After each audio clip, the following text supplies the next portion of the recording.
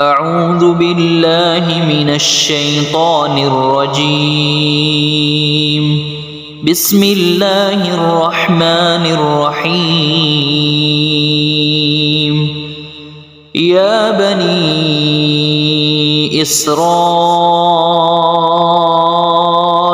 اذكروا نعمتي التي أنعمت عليكم وأني فضلتكم على العالمين. واتقوا يوما لا تجزي نفس عن نفس شيئا ولا يقبل منها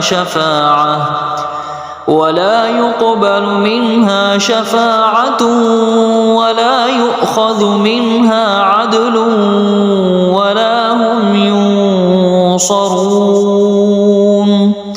وإذ نجيناكم من آل فرعون يسومونكم سوء العذاب يذبحون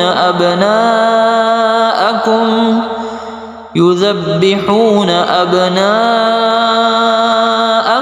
ويستحيون نساءكم وفي ذلكم بلاء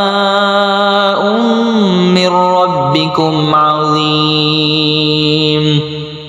وإذ فرقنا بكم البحر فأنجيناكم وأغرقنا آل فرعون وأنتم تنظرون. وإذ واعدنا موسى 40 ليلة ثم اتخذتم العجل من بعده وأنتم ظالمون. ثم عفونا عنكم من بعد ذلك لعلكم تشكرون. وإذ آتينا موسى الكتاب والفرقان لعلكم تهتدون. وإذ قال موسى لقومه يا قوم إنكم ظلمتم أنفسكم باتخاذكم العجل فتوبوا إلى بارئكم فاقتلوا أنفسكم ذلكم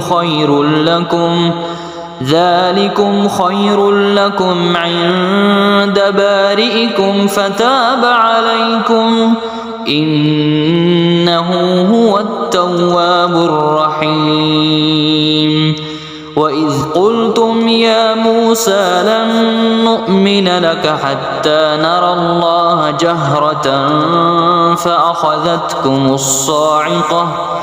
فأخذتكم الصاعقة وأنتم تنظرون.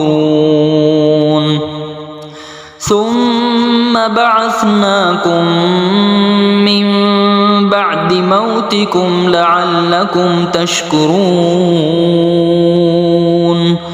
وظللنا عليكم الغمام وأنزلنا عليكم المن والسلوى كلوا من طيبات ما رزقناكم وما ظلمونا ولكن كانوا أنفسهم يظلمون.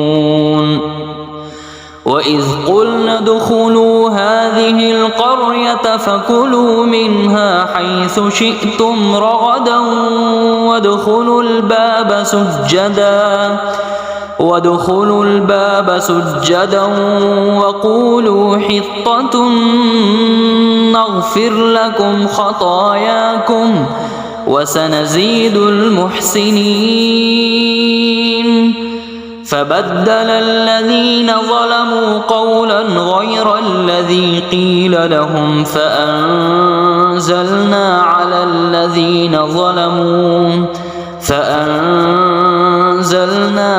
الذين ظلموا رجزا من السماء بما كانوا يفسقون